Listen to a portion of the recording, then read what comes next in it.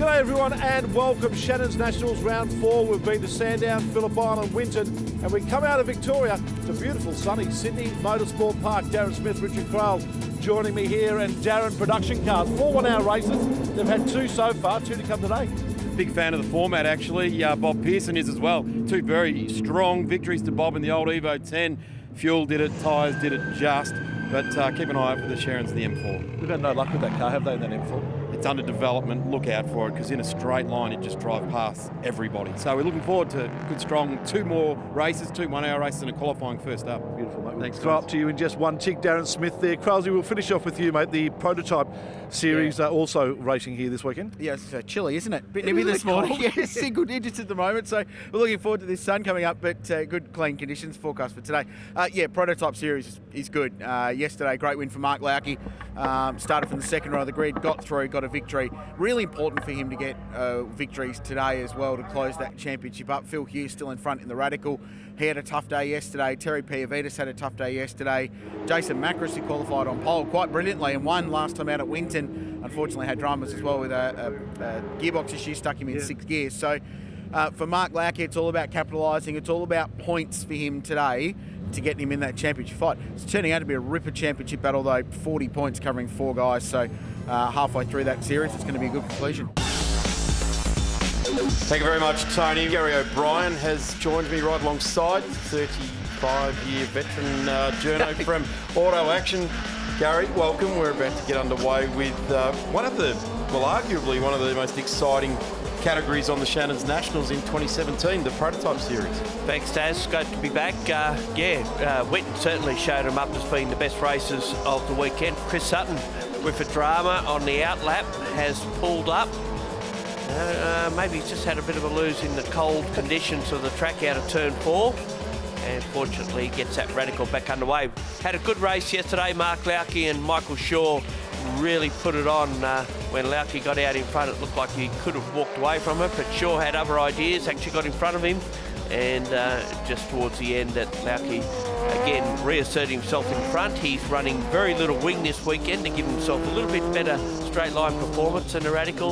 Around the back of the track, there's nothing between them. His methodology in all that was that you can't pass around the back of the track, but you can pass down the straight, and that's where I want to have the advantage. Let's have a quick look at the grid as the cars form up behind the McLaren safety car, and it looks like this. Mark Lauke will lead them away. Michael Shaw will be number 2, so West versus Radical, and then it's Jarrett Ruff again. West versus Radical to Peter Padden, and it's Chris Sutton, John Paul Drake, another West versus Radical row. Mark Short out of South Australia in the prototype there, and Terry Piavitas in the FL 1000 there in position number 8. Number 9 will be Phil Hughes, the Melbourne-based mechanic out of Braeside, Ferrari and sports car specialist down there, and it's Jonathan Stokely in the number 53 West. Let's hope he can get a good result out of today after suffering some reliability issues there. And we are set for a start. Safety car off. We watch to the starters rostering for the green flag. They're being held late right to the line there, and away they go. It's a very, very evenly matched start off the line there, and Jarrett Ruff looks to be trying to get up the inside there, but it'll be Lauke that sweeps through into the lead. Ruff holds.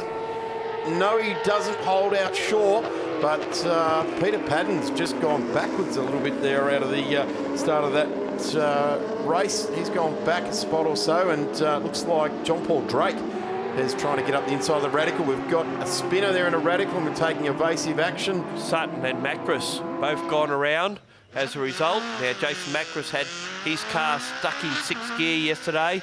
When the shifter broke, the paddles were working, but the shift wasn't actually doing anything. Very sedate start from everyone. It looked like they were all taking it very easy until we got on the exit of turn 2 there, and we've had a couple go around. But at the moment, it's Lauke in front from Shaw. We get a replay of what happened there. That looks like, Sutton did it on his own, and I think Macris may have just spun in avoidance more than anything. And the rest of the smoke there was tyre smoke of lockups. Phil Hughes had to take huge evasive action. When you see a driver's hands disappear up, they got as much lock as they possibly can, and Phil avoided any contact. I think he what still do we call that, continues 6 in the o'clock? Yeah, exactly. 6 o'clock and 12 o'clock, with the hands look like more like 11 and 5 doubling over the crossed arms. But let's get back to the race at hand. Everyone's continued on. Macros spun it around and got back underway very nicely indeed, and we've got the car disappearing out over the dirt on the entry to the straight here, but it's Mark Lauke taking full advantage of running very little downforce as he possibly can in the wings. The good thing about this, which is one of the newer generation Wests, is that he's got a fair bit of underside aero package which he can call on there as well. Macros has got across the line in lap 1 in position number 11, and he's on an absolute charge. So he's looking to get through to Stokel, Hughes and McKay, I would suggest, before the end of this second lap of this race. Car 16, of course, is the Prince from Mark Short out of South Australia. The easiest way to tell the difference between our Radicals and our Wests, I guess, is that the Radical has a big hoop over the driver's head and is a two-seater, whereas the Wests are a single-seater, and the WX10 is the later version of the WR1000, mostly, as Darren alluded to earlier, to do with the suspension of the cars is slightly different, and a little bit aeros underneath the cars is slightly different as well. The interesting thing about the West, of course, is having the mirrors in the flutes over the front guards. You can't actually see them from the front of the car, but you'll see them from the back of the car, because that's obviously where the driver's looking through to see what's happening. And at the moment, those mirrors will be filled with Michael Shaw in the number 2 Radical as he zeroes in on the back of that leading West. This is where we've seen the aero package of the West come really strong. Jarrett Ruff just ranging in the background there as well. And the setup that Lauke's chosen, the low drag setup, if you like, is playing into his ball court, because it's once we start to use the car, and that is use the chassis and the twisty bits of the track, that's where Michael Shaw's able to fight right back. And don't forget, he's a race winner at Phillip Island in the Radical Australia Cup, and he's been very strong this weekend. So double duties, he's doing both prototype racing and Radical Australia Cup here this weekend. So Lauke leads to Michael Shaw, Jarrett Ruff in the 88, the CRC Industries car, and John Paul Drake in the number 66, just in the background here. So lost a bit of ground in the sort of the goings on in the exit of turn 2 on the first lap, but starting to fight back. He's got clear track in front of him, but he's also got Peter Padden right behind him, car number 1, 2 times winner of the Radical Australia Cup, and he'll be feeling the pressure there. Yeah, Padden, and of course Short just in the background. Terry P. in the only open wheeler, the F1K car out of Western Australia. That car had all sorts of engine dramas yesterday with no oil temperature whatsoever. He was very worried that he may actually have an issue with letting the engine go on him, so he was very conservative. Now we've had a change here. As Lauke got issues. Lauke has slowed, so Padden's gone past him. We've got Lauke dropped spots now. That would put Michael Shaw, he's not there as well. He's in 3rd spot, so Peter Padden's come from nowhere to take the lead into this race in 1 lap. So third time down, past the pits, Lauke pulls out, goes ahead again, regathers the lead, Padden in 2nd, Shaw now dropped off into 3rd, Ruff in 4th, Drake in 5th, Short, then Piavides. Then we've got a gap to Phil Hughes, who leads the series after winning round 1. Now, of course, Shaw runs a little bit wide at turn 2, sort of invited Shaw to go through on Padden there, but it wasn't to be. So what happened there, we just didn't quite see. Now Shaw goes for an inside run at turn 4 and gets that spot back. So the status quo has been resumed, except that Ruff is now looking to get his spot back. Yeah, Ruff's gone back to P4 now as these 2 Radicals battle it out, and they're going to do it again in a 50-minute race for the Radicals later on this morning as well. So they're looking pretty strong, the Radicals here. And it's in fact, Sydney Motorsport Park has been a leveller for the whole field.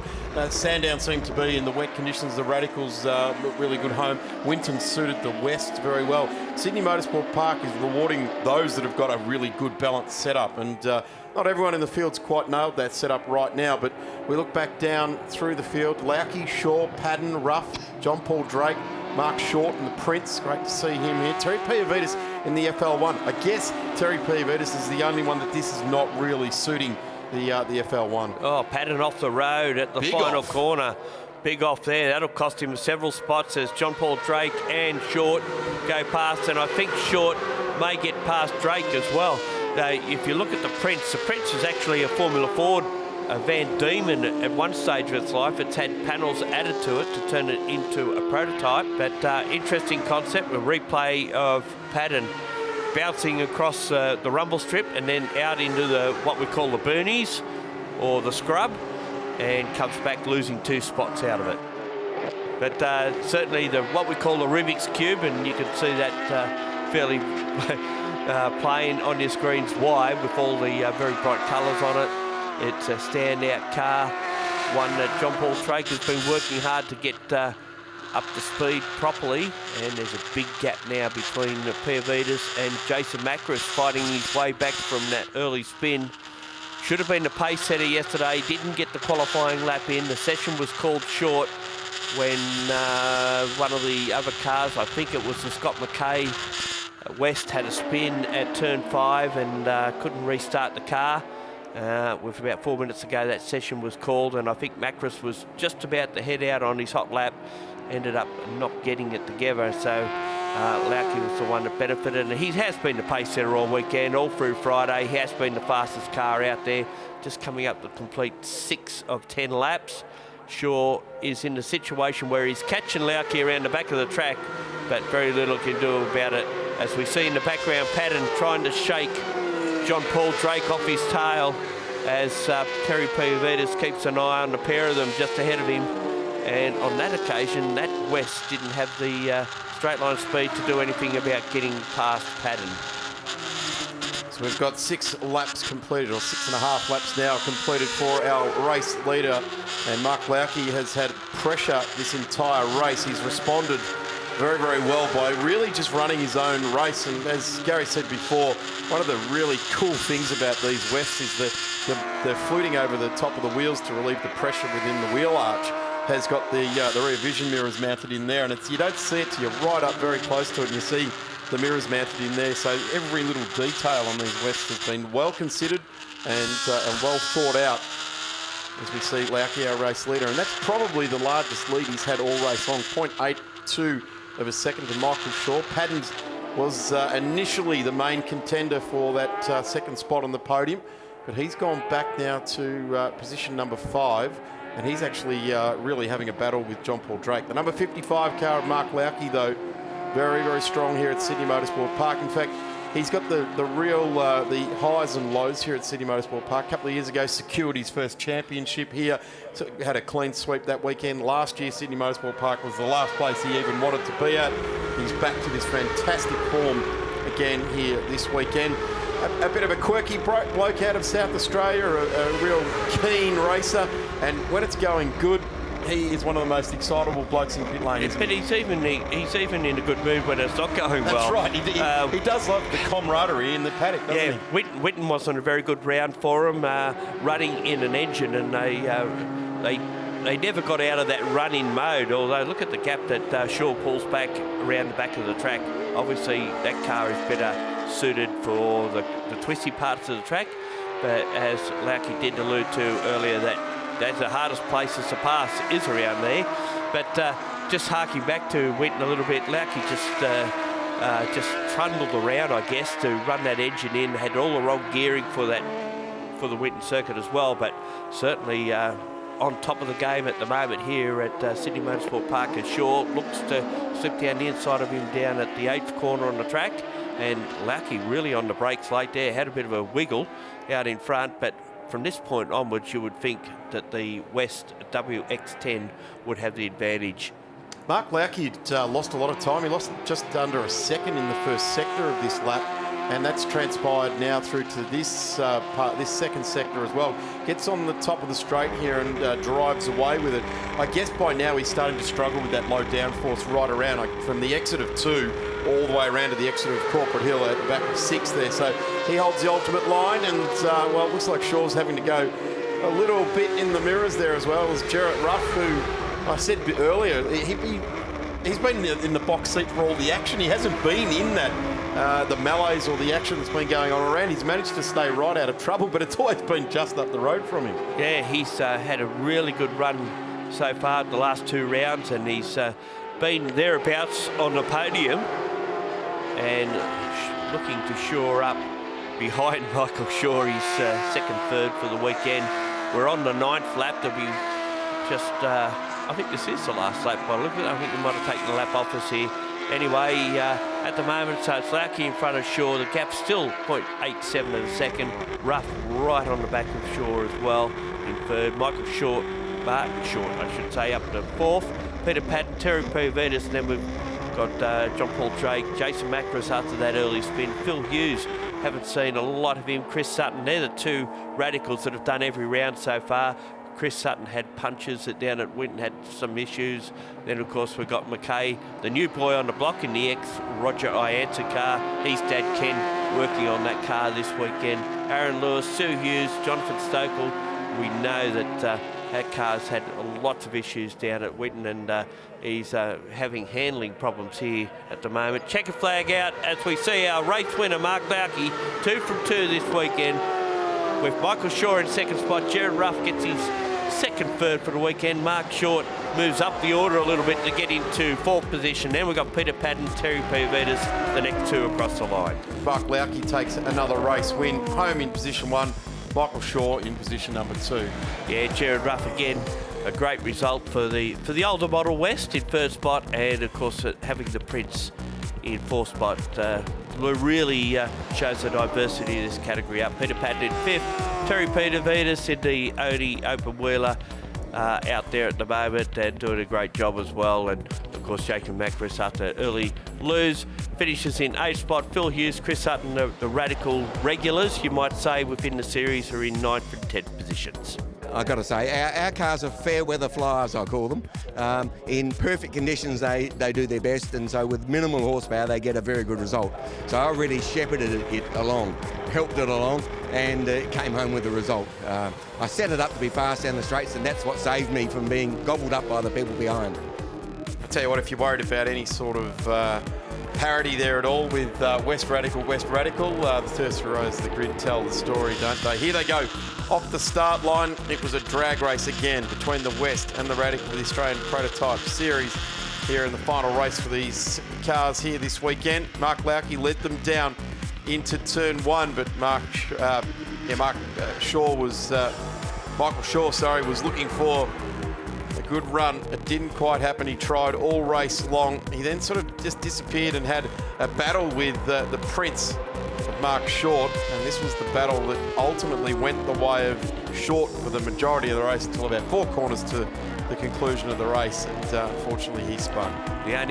Not the only races going on within this field. There was all sorts of action going on down there, but out in front it was definitely Mark Lauke leading the way. And then we found that Jason Macris was making good progress. He'd passed Peter Patton, put the pressure on Michael Shaw, and it's got as close as it did right here, and even got a little bit of the nose up alongside there at one point, but he held on, and of course, so he had Mark Short in the Prince have a desperate go. It wasn't desperate, it was a go, and unfortunately spun it out on the inside of the hairpin. Fortunately able to recover, but I don't think that'll infuse him a lot. But down to the line, of course, Mark Bowkey takes the win, takes the round ahead of Michael Shaw. Well, it wasn't easy, and from my point, it wasn't domination, because I've got to say that I had the car set up to go quick to start with, to take advantage of anything to start with, to build a lead, to be fast down the straight, and that meant as the race went on, I've got to say, I didn't necessarily get slower, but others got quicker. And so it was a case of defence the whole time once I established my lead. So it was never easy, but it certainly was fun. We'll be back in just a couple of moments as we start the last race for round 4 of the Shannons Nationals.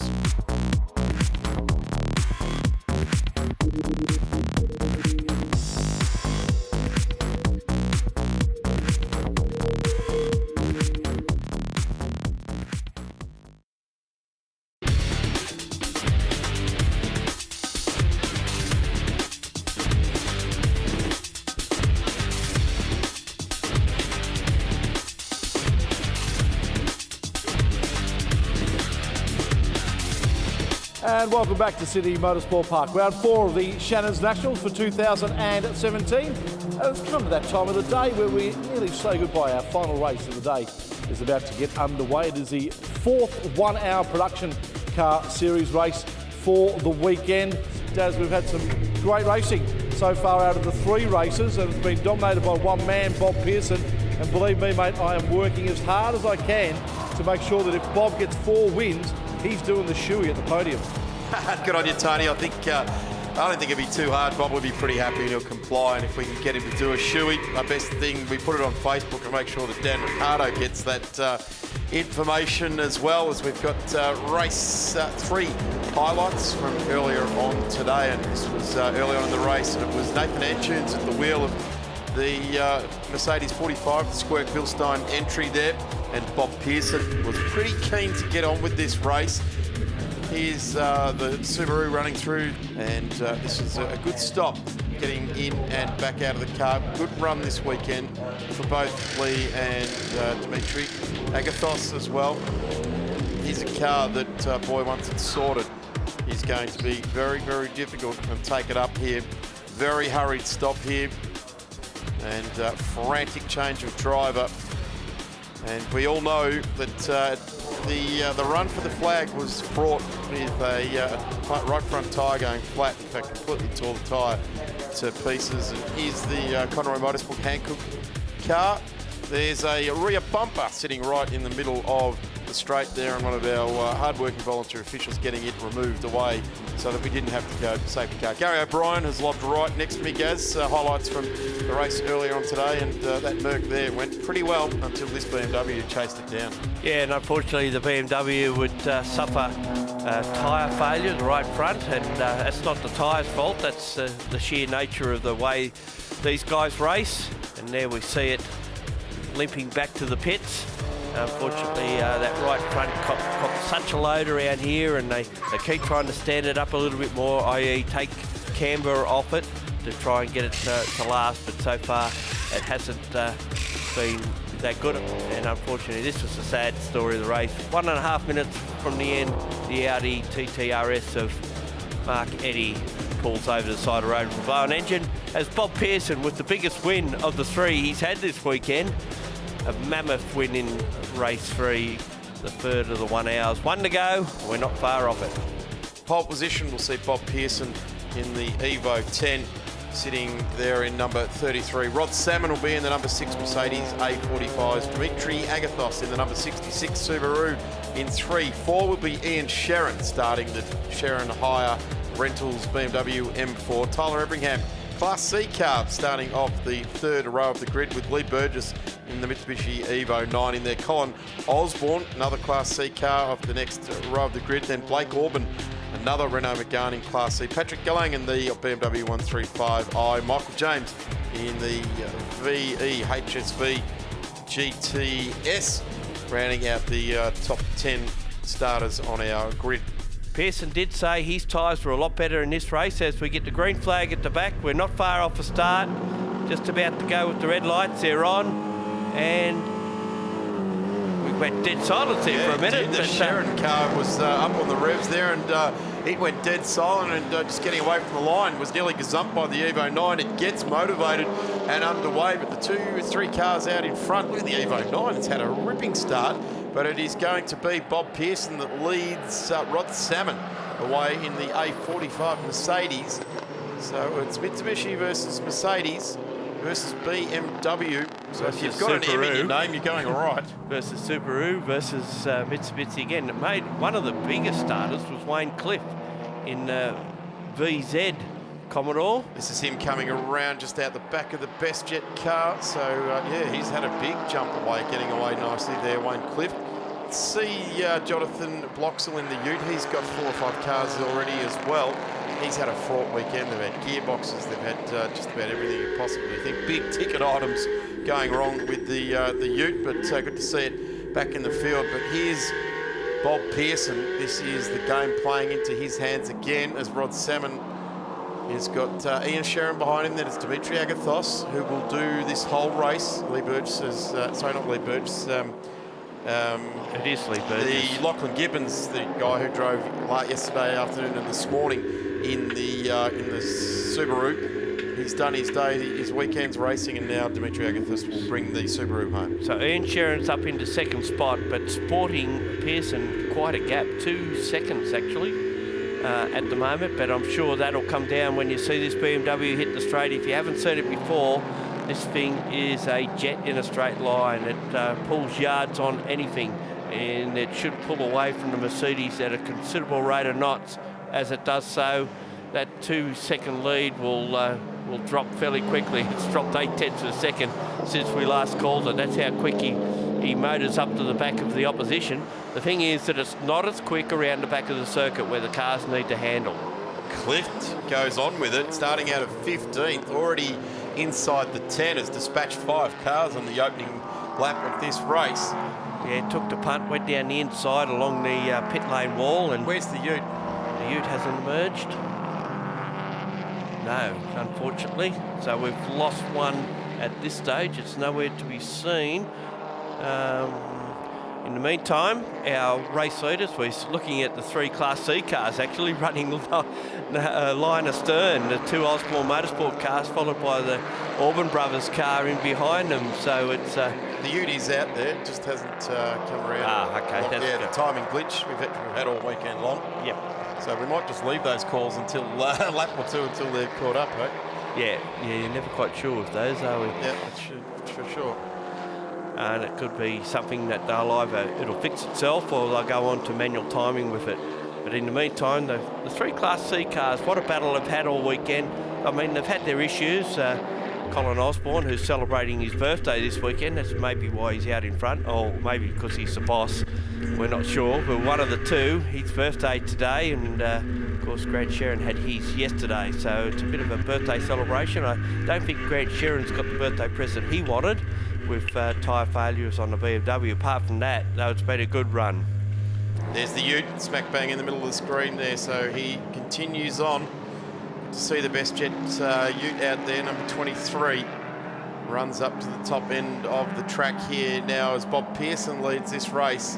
Good to see the Ute back in there. They've had troubles this weekend, that's for sure. They've almost had the troubles that the Sherrins had last time. Those guys have had that. The Sherrins have had developmental dramas, if you like, or component issues, not like they had at Winton, where a ventilated block was a massive issue. And gee, they turned around well, didn't they, from Winton to here? It's only been 3 weeks. We've just seen the HSV pass the second of the Sherrin cars down the straight, and which is now under pressure from what was formerly the sister car to this one, the 135i of Patrick Gallen and Scott Gore. Those cars ran as a team in reverse colour scheme. The second car was the reverse of the first one, with the red across the top of it and the orange along the bottom.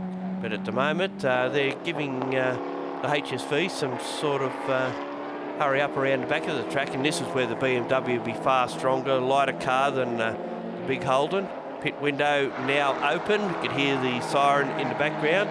So one would expect our race leader to be in shortly, if not this lap, perhaps the next one. There's the leaderboard of the marks. It's Mitsubishi Evo 10 back to the M4, the Rod Salmon Merc and the Agathos Subaru. Then it's an Evo 9, Renault Megane, all in the RS265. I thought you might have had a stutter then. No, continuing on. Holden VZ, the 9th, 10th is the Kia Proceed GT out of Conroy Racing, HSV 757 VE. It looks like Tyler Everingham is our first pit visitor. He is. He was leading Class C, and he was actually the first car into the pits in the last race as well. So that's an interesting strategy. They've learnt something of watching the race winner from yesterday's 2 races doing it, and I figure they must think it works, and it has so far. And he'll quickly jump out of the car. I'll shut the door and put him back in. It looks like he's already done that pit, so that was quick. And the advantage of being the very last pit stall is you don't have to put any sort of limiter on to get out of the pits. Yeah, that's true too. You're just accelerating straight back up to race pace there past the McLaren Melbourne safety car. Here comes Bob Pearson. Any tick of the clock, bang. There We he expected is. this. Yep. Why would you change a strategy that has worked for you for Well, he 3 or hasn't. 4 races? It's proven well, and Bob comes into the lane. I'm just wondering if the Bilstein crew is going to run up there with their camera to see what he's doing. They were talking about it. Yep, they wanted to film it. I think that was the last race that they wanted to film it. And, Bob's out, door closed, and Bob gets back in again. Simple. Kiss. Yeah, keep it simple, stupid. In the meantime, we have Ian Sherrin leading the way, and you may have noticed that he didn't go for a big push to get to the front, and Pearson already on his way again, so that's as good a stop as they've done all day. Dimitri Agathos is the next one into pit lane out of P3 on the road, so the favourite contenders out in front are all bringing it in. Just watching Michael Gray go down the inside of the 23 V8 Ute there as well, so he's gone through. Michael Gray gone through there as well. So here comes Dimitri Agathos. Let's see how quick he can get in and out of the car. There's the door open as the crew member gets there. That's obviously key performance indicator is that you get the door open. Well, actually, that's his co-driver, Lachlan Gibbons, who's helped him out there by the look of it. Same red head as we've seen. So they're helping each other, which is good, and buttoning back in. So they're all learnt the lesson. Get in as quick as you can, get that stop done. The only ones that will probably stretch it out to around 50% of the race will be those that will be sharing their drives. Although we have seen a bit of short pit stops from the lead driver and then vice versa for the following one. So they basically get equal time in the car. They're just not doing it in the same race. We've got the number 25 Corolla in at the moment. Mick Gray out of the car. Alexandra Best in.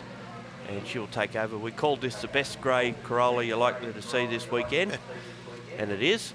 Michael Gray's new business on the front quarter panel there. Learner to P Plater, the Road Runner Learner Driver program that he runs there. That'd be fun, wouldn't it? What did on the weekend? Their driving instructor went racing in this car. And of course he does some stuff with the V8 race people as well. So often in a race car at some track somewhere, showing some people who don't know a lot about race and car control, and teaching them how to best utilise skills, not only on racetrack but on the road. It'd be one of the funnest days at school, I reckon, if Michael Gray was your instructor. Tony Shebeki in the lane covering off all these pit stops for us. Thanks, Tone. Thanks very much, Daz. Michael Gray with us. Nice little stint. Oh, yeah, not too bad, nice and quick. The LGM Corolla at the moment is going really, really well. It's taken us all weekend to sort of get it up to speed, and the guys have done a fantastic job in tuning the car in, and it's really awesome out there at the moment, so fantastic. Had a nice little pairing, yourself and Alexandra. Yeah, she's come a long way since joining the team last year. She's improved immensely, learning and developing, and she's becoming quite a quick little driver, so credit to her as well, very good. Battle going on here. Is this for position? This is between the Cliff Commodore and the second of the Sherrin BMWs. And it looks like an issue with the Ute. It's put the engine up, so it's just gone from problem to problem. And unfortunately, it was computer related, electrics in this morning's race. Yesterday it was the gearbox. And it looks like it might be electrics again that's giving them some heartache. Yeah, they're looking around the high tension cables down at the spark plugs, aren't they, down there? That's my heart bleeds for those guys. It's been a long time since I've raced cars, Gaz, but I can still remember the heartache when it goes wrong like that. I don't think that leaves you. Yeah, and Ian Sherrin in the pit lane as well, making their stop. A driver change happening there, so we'll keep an eye out on this. And Ian always has the excuse that all the tyres blow when Grant's in the car, so it must be his fault. The fact that he's probably wore them out before Grant's got there has got nothing to do with it. There's the front right. That's the one that's caused issues twice for them already this weekend. Well, from this angle, it looks like a black bit of licorice, really, doesn't it? The control tyre, the Hankook brand, is what they're running in this series. So Didn't even look like any team went down there to have a look to see if there's any potential blistering down there. So they obviously think after 9 laps it's all good. It's more after the further we get into the race that it gets worse. So sort of around lap 26, 27, that's where they start to feel something might not be going quite right in the front end of the BMW Paul. And I think that stop was a fair bit quicker than their race this morning too, by the look of it. We've got the Score Gallen car off the track at turn number out of 4 going into 5. Fortunately, he hasn't hit anything, so he's just had a bit of a lose there. Gets it back underway. Very lucky to get away with that one, or very skillful. Patrick Gallen at the wheel. We get a replay of it coming out of that corner. Yeah, just got the back out a bit too much. Slid it around, and fortunately, just keeps it off the tyres. Very well done. Just seen the Nissan Pulsar, Bree Wilson and Nathan Stevens come into the pits. I think it was Bree who was in the car and handed over to Nathan for the second half of this race. Just touching quickly on the points that have been gathered throughout this weekend. Bob Pearson is sitting on 122, 71 to Nathan Antunes and Rod Salmon. It's Dimitri Agathos and Lachlan Gibbons that have got 70, so very, very close there for the podium spots in this round. It's 60 points to Grant and Ian Sherrin. Then it's 50 points to Jerry and Lee Burgess. Tyler Ebringham bringing home 50 points at this point in time. Tony Shebeki roving the pit lane. Tone, what have you got for us? Ian Sherrin just jumped out of that BMW M4. How does it feel? Yeah, mate, we've made some changes just to try and combat this whole tyre issue. So we're trying something different. You know, we've got nothing to lose. So the car feels a little bit different, particularly in the high-speed corners. But, you know, we'll just drive around that and see how it works. And, you know, if that works and fixes the problem, then we can start looking at the setup around that. We are looking to go to a break here at Sydney Motorsport Park for round 4 of the Shannons Nationals. We'll be back with more in just a few moments.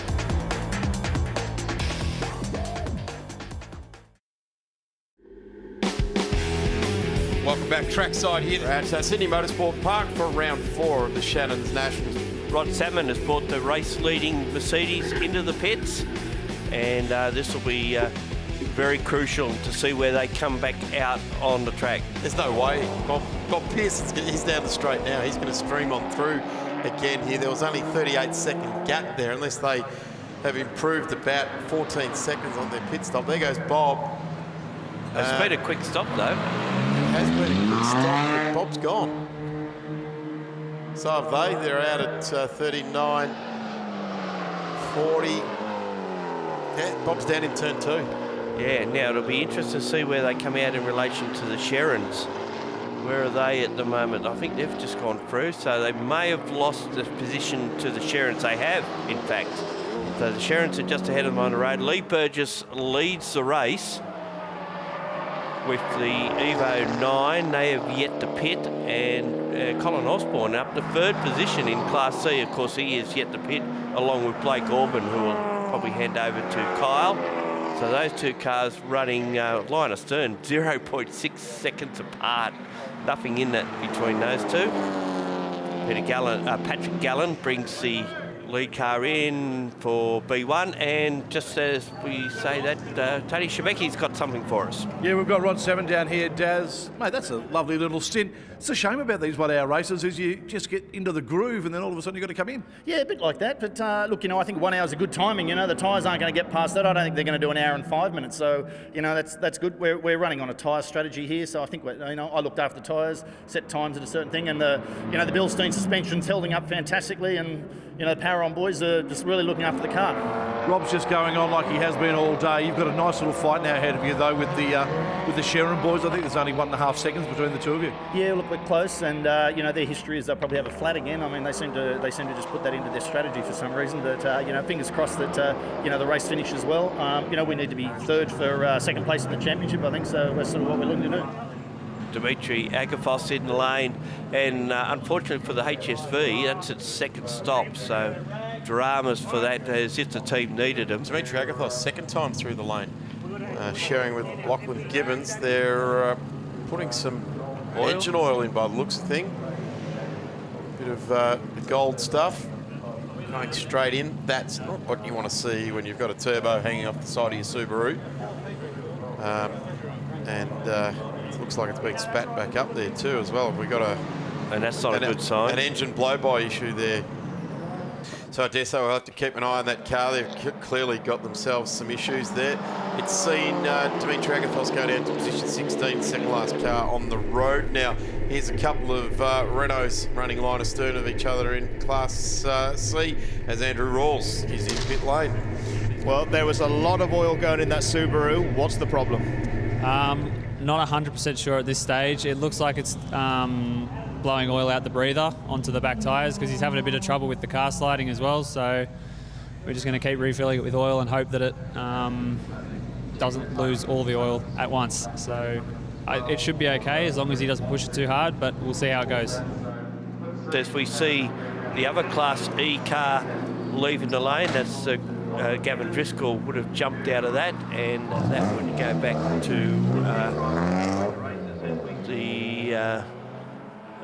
Jonathan Goldsborough would take that one over for the remainder of the race. Whilst all those pit stops were occurring, we were keeping up with all the challenges down there in pit lane. We went past half race distance, 26 minutes left in this last race of the day for round 4 of the Shannons Nationals. And we're counting down 26 minutes left to go as we've seen the BMW just parking it up there and getting the driver change done. So 2 135 eyes, identical strategy at this point in time. The Sharon Rentals crew in the 19 car getting the job done very smartly indeed and continuing on their way. Yeah, and they'll get an advantage out of this by the look of it as well. But it's just harking back to where we're sitting in the race itself. Lee Burgess leads the way, yet to pit. They've got an 8-second advantage over Bob Pearson, with Grant Sharon a further 16 seconds away from the Product Evo in third spot. Nathan Antunes is just 3.3 seconds now, down to 2.8 seconds behind the BMW. Colin Osborne and Blake Orban, the 2 leading Class C cars, yet to pit. And Wayne Cliff, of course, yet to pit in the Commodore, the VZ. They're the only ones that haven't. Quite a few have actually done 2 stops now. There's 4 cars that have been in twice, and obviously the Bloxham Ute still in the pits as we speak. Wayne Cliff is bringing the number 44 Commodore into pit lane. The leading car in A2 at this stage, with the HSV having to have done 2 stops. Gaz, I guess with 3 races done, or 3.5, just over 3.5 races done, we start to have a look at the human condition, if you like, with some of these teams that have done all-nighters and done continuous work on the cars. Just watching the interview with Ian Sharon there, it's the dark circles under his eyes. He's worked hard, not only behind the wheel, but just trying to nut through the problems, whether he's been physically doing the work or been on the computer analysing what they need to do. It's at about this time in the weekend where the physical or the human condition starts to come into play as well, where mistakes can start to happen. Don't forget that he runs the series as well, so he's had to put up with everyone else's grievances along the way, inclusive of his own dramas and what have you. So there is a fair bit on his plate, and while you're doing this race meeting, you're planning your next one as well. And I noticed there that the Burgess car coming in, they've left Lee Burgess to drive the second half of the race. So Jerry's come around to help him, but he said, no, son, you stay there, you've got it till the end.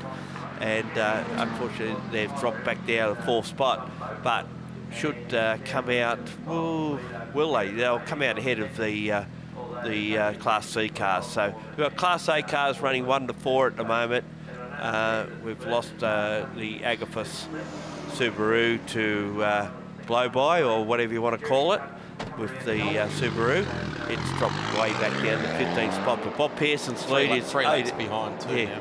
19.1 seconds has gone out there. So Bob's actually increased his lead over Grant Sharon.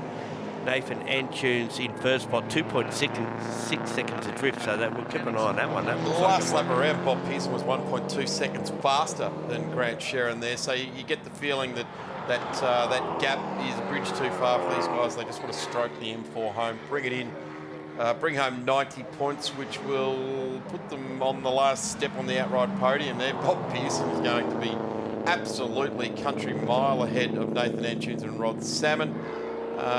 You'd have to expect 21 seconds behind in Nathan Antunes. It'd be a pretty game Nathan Antunes that said, yeah, I can catch Bob Pearson and go away with this race. We'll know about that in exactly 18 minutes' time. Yeah, you have to be doing better than a second a lap to bridge that gap, and I can't see that happening. And Bob's tyres, he said, were a lot better out of the last race than they were out of the 2 races yesterday. So that augurs well that he'll make it 4 from 4, and that's a result I don't think too many people would have predicted coming into this round, apart from Bob perhaps. Yeah, well, every driver you think would like to think that, particularly for a Class A car, that you're going to take the victory. But I've got to say, Bob's been confident and humble in each one of his victories in post-race interviews and things like that. He looks at you through the bifocal lenses and eyes you off pretty carefully and gives you a pretty careful answer and doesn't give away exactly everything. He's been pretty proud of his pit stops, though. That's the dodgy looks at you give him. That's why he's like that. Rest of the world he treats as normal people. Bob Pearson, we need more of him. Good bloke. Been around a long time. Yeah. Actually started racing in hill climbs in a Volkswagen Beetle of all things back in the early 60s. So. I think you'd probably find that most of the guys of his vintage did start in Volkswagen Beetles. Yeah. Well. Tim Schenken started doing hill climbs in Volkswagen. Yeah, Colin Bond started in hill climbs. They're all done it. I think actually in the 1963 Australian Hill Climb Championship it was Schenken and Bond that fought it out actually.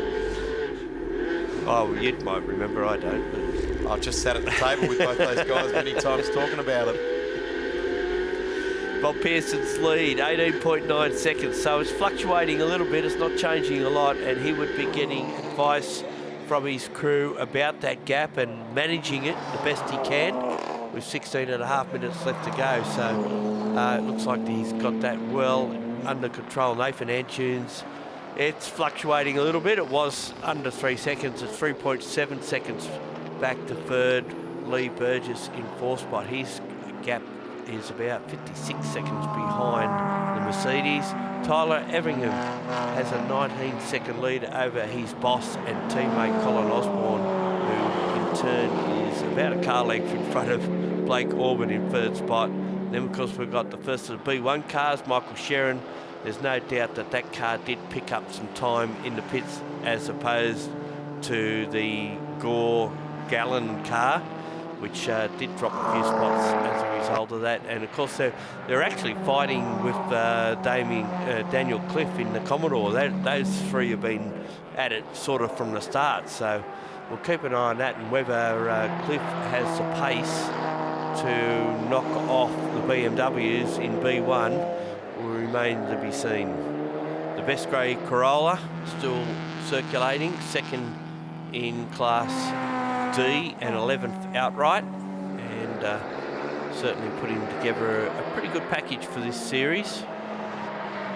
Still a good field of cars. We've still got 15 cars in contention for this race. Started the weekend with a few more, but they've managed to keep them all going. There are numerous teams that have had issue after issue after issue, and they'll go away from it this weekend and try and rectify it before we go to Queensland Raceway, which would be good to see everyone come along to that, or join us again online at www.thenationals.com.au for the live stream. And that is on August 4, 5 and 6 from Queensland Raceway. Round 5 is at Phillip Island in September, 8, 9 and 10. And then the final round, 18 and 19 of November at Wakefield Park. It's a little bit south from where we are currently. That will round out not only the Australian Production Car Series, but the last round of the Shannons Nationals for 2017. The Ute is just trucking on by, not going at race pace, but just trying to get to the finish. I did notice that Grant Sherrin, that car had a lot of movement down through turn 1 the last time, and I'm just wondering if he's starting to suspect that there may be a tyre problem with it. Do you think they're gone into something just above limp mode or something? Well, his lead is blowing out to 23.7 seconds, so of suspecting that they want to get this car to the finish, and Grant did say after the last race that there was a feel in it initially, but then when it actually went, there was no warning. So if he's got that initial feel to start with, and of course you don't generally feel it on the straight, you only feel it when you're going through those right-handers, left-handers. Nathan Antunes, 7 seconds the gap to the Shannons. It was 6 only a lap or so ago, so he's definitely eased up the pace. 1:46.38 for Bob Pearson as he gets across the line, and it's the best part of 23 seconds the gap, and it's been like that. And this could well be his last lap. Class C, this is getting hot again. Auburn's right up on the back of Colin Osborne as they come out of turn 6 this time around. So this Class C battle is going to rage all the way to the checkered flag. Currently 6 and 7 on the road. They head up to the top of Sydney Motorsport Park, the complex that leads onto the straight. Have a look at Auburn into the back of Osborne here now, leaving no stone unturned. Giving him a little bit of a touch-up too, coming out of the top corner, heading down the straight. 1 lap to go, you'd suggest, with 45 seconds. I'd say that Bob Pearson may be on his last lap now, as Auburn had a look on the inside, then switched over to the outside, and also just ahead of them, that dice is between the Commodore and the BMW, has seen the Commodore go ahead of the BMW. Daniel Cliff ahead of Michael Sharon for 8th position, and what we're seeing here is a battle for... Oh, he's got him. Auburn's going to get Osborne as they come out of turn 2 that time around, and we see our race leader, Bob Pearson, and I can see the cars coming over the hill. Osborne's held on with it at this point in time. He's going to continue on with it. Our race leader comes to the top of the track, and he points it up now with the checkered flag being unfurled, and Bob Pearson, remember the day, ladies and gentlemen, that Bob Pearson took 4 from 4 in the Tyre Right Australian Production Car Series. What a fantastic run there for Bob. A wily veteran at his very, very best here today at Sydney Motorsport Park. Here comes the M4 for Sharon Rentals to position 2 in that race. You've got to say that's the best result that they've had. Second across the line, and the car not ailing, and then of course the Mercedes of Nathan Antunes, Rod Salmon, 3rd across the line, just 7 seconds adrift. We just got the final results up on the screen. Bob Pearson across the line, 23 seconds and a bit ahead of Grant Sharon and Nathan Antunes in 3rd spot. Lee Burgess in 4th, and then that great battle amongst the Class C cars, although Tyler Everingham was well out in front of the 2 that crossed the line nose to tail in Colin Osborne and Blake Auburn. Daniel Cliff, similar situation ahead of Michael Sharon, and Jason Walsh in the Kia Proceed came home in 10th spot. Congratulations, 4 out of 4. That's a great effort. Thank you very much. We weren't expecting it, but nice result. I put it down to the crew. They did a fantastic job. All our pit stops were better than anybody else's, and that gave us a bit of an advantage, but the car itself performed faultlessly. As I said in earlier interviews, out of the truck it was quick, and we hardly threw a spanner on it, so we've had a great weekend. And that wraps up our coverage for the Shannons National Round 4 here at Sydney Motorsport Park. We move up to Queensland Raceway in around about 4 weeks' time, the first weekend of August. We look forward to seeing you there on behalf of the team. Thanks for viewing us today, and we'll catch you again soon.